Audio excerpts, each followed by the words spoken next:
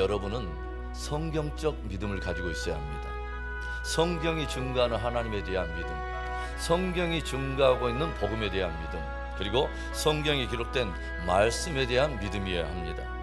성경은 우리들의 믿음이 들음에서 나며 들음은 그리스도의 말씀으로부터 말미암았느니라 들려주고 있어요. 철저하게 우리의 믿음은 성경에 기록된 말씀에 대한 믿음이어야 함을 계속해서 강조하고 있는 것이죠. 그래서 엄밀하게 말한다면 우리 안에 성경에 기록된 말씀이 우리 안에 없다면 사실은 우리는 올바른 믿음을 가질 수 없다고 하는 거죠. 그래서 우리들이 진실로 신앙의 성장과 성숙을 원한다면 먼저는 성경을 가까이 해야 하고 거기에 기록된 말씀에 기울여야 하는 것입니다. 어제 새벽 말씀에 우리는 바울이 우리들의 신앙의 경주를 운동장에서 뛰는 다름질에 비교하면서 자신이 사도이지만 늘 조심하며 경계하는 바가 있다고 하는 그의 진실한 고백을 들어보았습니다. 무엇입니까? 9장 27절에 이런 말씀이 있었죠. 내가 내 몸을 쳐 복종하게 함은 내가 남에게 전파한 후에 자신이 도리어 버림을 당할까 두려워함이로다. 바울은 자신이 사도로서 남에게 복음을 전파하면서 교회도 세우고 남의 믿음을 세워주고 그렇게 힘써 복음의 경주를 해오고 있는데 혹여 정작 스스로 자신이 믿음이 변질이 되어서 다른 이에게는 복음을 전파했음에도 불구하고 정작 자신은 버림당할 것을 늘 경계하며 두려워했다고 하는 것이죠.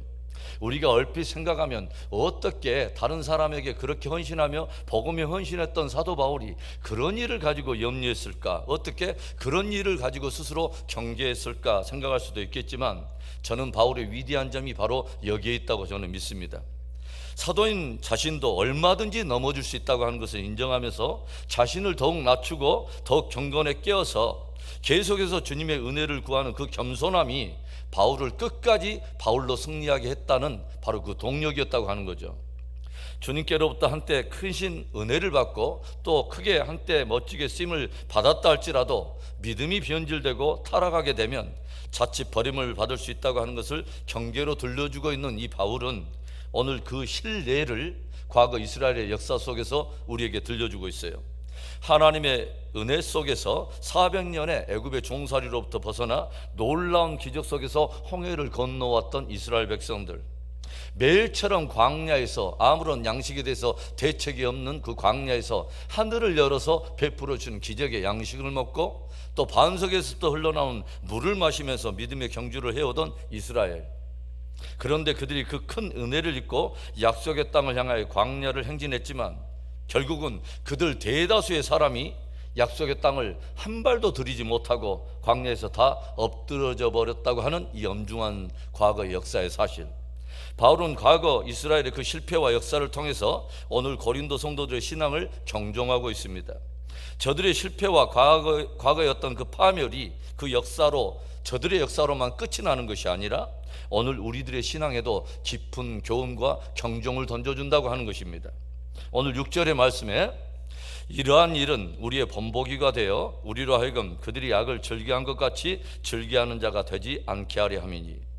성경에 기록되어 있는 과거 이스라엘 역사는 하나의 좋은 샘플, 하나의 좋은 본보기가 되어서 우리로 하여금 저들과 같이 악을 행하지 않게 하려고 기록되어 있다고 하는 것이죠. 11절에도 이런 말씀이 있죠. 그들에게 일어난 이러한 일은 본보기가 되고 또한 말세를 만난 우리를 깨우치기 위하여 기록되었느니라. 저들의 불순종과 실패 그리고 광야에서의 파멸은 특별히 말세를 살아가고 있는 종말 성도인 우리들의 신앙을 깨우치기 위하여 기록되어 있다고 하는 거죠. 큰 은혜를 잊고서도 불신과 변질된 믿음으로 인하여 악을 행하다가 도리어 버림을 받았던 저들의 역사는 하나의 좋은 본보기가 되어서 말세를 살아가는 우리들에게도 그 동일한 전체를 받지 않게 하기 위해서 우리에게 경종하여 들려주는 말씀이라고 하는 거죠. 늘 말씀과 역사를 통해서 깊이 배우며 올바른 신앙의 경주를 통하여 마침내 승리하는 복된 우리들의 신앙이 되기를 주의 이름으로 축원합니다. 그렇다면 이스라엘의 역사를 통해서 오늘 우리들이 경계를 받아야 될 교훈이 무엇입니까? 첫째로는 우상 숭배하는 자가 되지 말라는 거예요. 7절의 말씀에 그들 가운데 어떤 사람들과 같이 너희는 우상 숭배하는 자가 되지 말라. 기록된 바 백성이 앉아서 먹고 마시며 일어나서 뛰논다 함과 같으니라.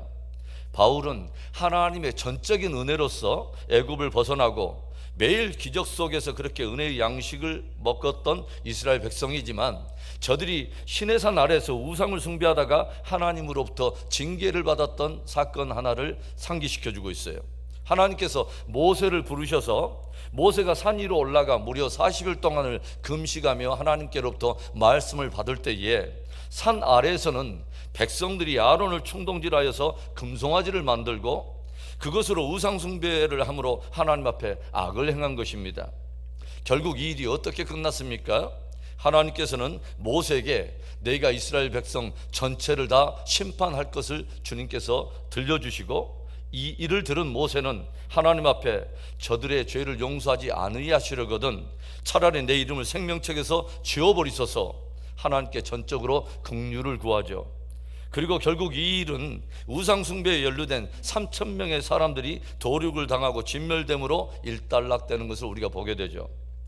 바울이 사역했던 고린도에는 도시가 내려 보이는 그 언덕에 아프로디테 이방 신전이 있었고 고린도 도시 전역이 우상숭배의 유혹에 노출되어 있었습니다.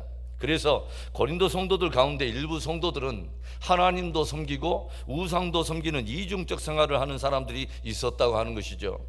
바울은 과거 이스라엘에 우상 숭배하는 자들이 하나님께 심판받았다는 것을 들려주면서 행여 우상 숭배에 빠져서 악을 행함으로 동일한 그 심판에 이르지 않도록 경계하여 들려주고 있는 것입니다. 여러분, 온 우주에는 오직 한 분 하나님이 계십니다.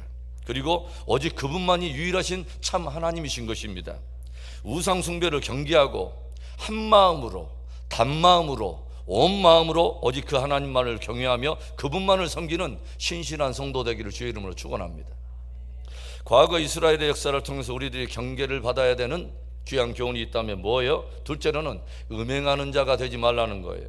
8절에 그들 중에 어떤 사람들이 음행하다가 하루에 23,000명이 죽었나니 우리는 그들과 같이 음행하지 말자.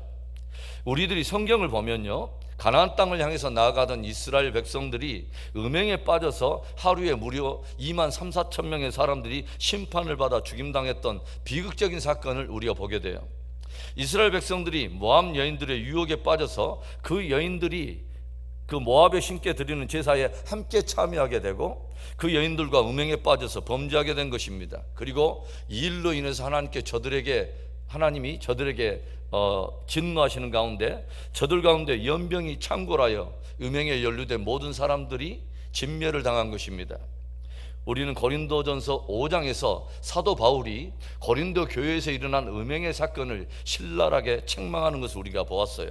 그리고 고린도에 있는 이방 신전에는 신전 창기들까지 있었기 때문에 합법적으로 음행을 부추기고 있어서 성도들 가운데 이런 유혹에 노출된 자들이 많았다고 하는 것을 간파한 바울이 오늘 이 말씀을 경고하고 있는 것입니다. 성경 우리에게 무엇을 들려줍니까? 이스라엘 백성들 가운데 음행하던 자들이 단 한 평의 약속의 땅도 밟지 못하고 다 진멸을 당했던 것처럼 음행하는 자마다 다 성 밖에 있으리라 경고하는 것을 우리가 보게 되죠. 사랑하는 여러분, 악하고 음란한 세대입니다. 오늘 성경이 엄중하게 들려주는 말씀을 경고로 받아 음행을 피하고 성도로서의 정결함을 지킴으로 하나님께서 약속하신 그 나라를 유업으로 받는 우리의 믿음 되기를 축원합니다. 과거 이스라엘의 역사를 통해서 우리들이 경계를 받게 되는 마지막 세 번째 교훈, 불신의 시험과 불신의 원망을 하지 말라는 것입니다.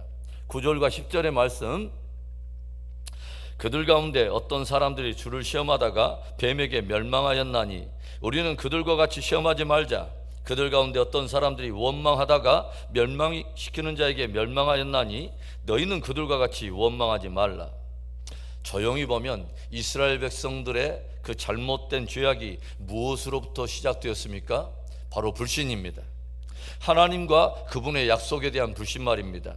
그래서 저들은 하나님을 불신하며 주를 시험하다가 불뱀에 물려서 많은 사람들이 죽게 되었고, 또 저들이 하나님의 약속을 믿지 않고 하나님께 원망하다가 결국 다 멸망을 당하는 것을 우리가 보게 되죠.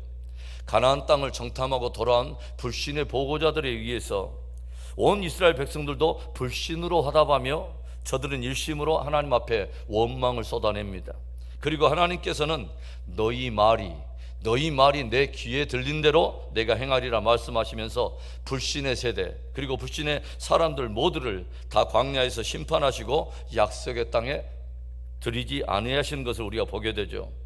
그리고 오직 하나님과 그분의 약속을 굳게 신뢰하던 여호수아와 갈렙만이 새로운 세대를 이끌고 하나님이 약속하신 그 땅으로 들어가는 것을 우리가 목격하게 됩니다. 여러분, 성도에게는요, 성도에 합당한 말이 있는 것입니다.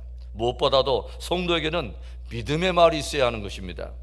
사랑하는 성도 여러분, 성경은 오늘 과거 이스라엘의 역사를 통해서 종말을 살아가는 우리들을 경계하여 들려주고 있어요. 너희는 우상 숭배하는 자가 되지 말라. 너희는 음행하는 자가 되지 말라. 너희는 불신으로 주를 시험하며 또 불신으로 원망하는 자가 되지 말라. 모든 악을 피하고 끝까지 신앙 승리하여 약속의 땅을 유업으로 차지하는 승리 성도 되기를 다시 한번 주님의 이름으로 축원합니다.